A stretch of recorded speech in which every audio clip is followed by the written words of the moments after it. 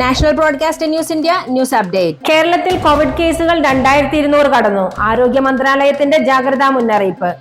തിരുവനന്തപുരം. സംസ്ഥാനത്ത് കോവിഡ് വ്യാപനം വീണ്ടും ശക്തമാവുകയാണ്.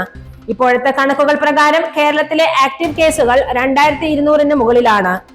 ആരോഗ്യ വകുപ്പ് എളുപ്പത്തിൽ വ്യാപിക്കാവുന്ന ഈ തരംഗത്തെ നേരിടാൻ നയം ശക്തമാക്കിയതായി അറിയിച്ചു. എറണാകുളം, കോഴിക്കോട്, തൃശൂർ ജില്ലകളിലാണ് ഏറ്റവും കൂടുതൽ പുതിയ കേസുകൾ റിപ്പോർട്ട് ചെയ്യപ്പെട്ടത്. കേന്ദ്ര സർക്കാരിന്റെ റിപ്പോർട്ടുകൾ പ്രകാരം ഇന്ത്യയിൽ ആകെ 6800-ലധികം ആക്റ്റീവ് കേസുകൾ ഉണ്ടായപ്പോൾ അതിന്റെ വലിയൊരു പങ്ക് കേരളത്തിൽ നിന്നാണ്. കോവിഡ് ഇപ്പോഴും എല്ലാവരെയും ബാധിക്കാവുന്ന രീതിയിൽ സജീവമാണ്. പൊതുയിടങ്ങളിൽ മാസ്ക് ധരിക്കണം. വലിയ ആഘോഷങ്ങൾ, പൊതുചടങ്ങുകൾ എന്നിവയിൽ ചുരുങ്ങിയ പങ്കാളിത്തം തുടരണം. രോഗലക്ഷണങ്ങൾ ഉള്ളവർ ഉടൻ പരിശോധനയ്ക്ക് വിധേയരാകണം എന്ന് ആരോഗ്യമന്ത്രി വീണ ജോർജ് അറിയിച്ചു. ആരോഗ്യ വകുപ്പ് മാർഗനിർദ്ദേശങ്ങൾ. മാസ്ക് പൊതുയിടങ്ങളിൽ നിർബന്ധം. വലിയ കൂട്ടങ്ങൾ ഒഴിവാക്കണം. ജില്ലാതലത്തിൽ പരിശോധനകളും ക്യാമ്പുകളും ശക്തമാക്കണം.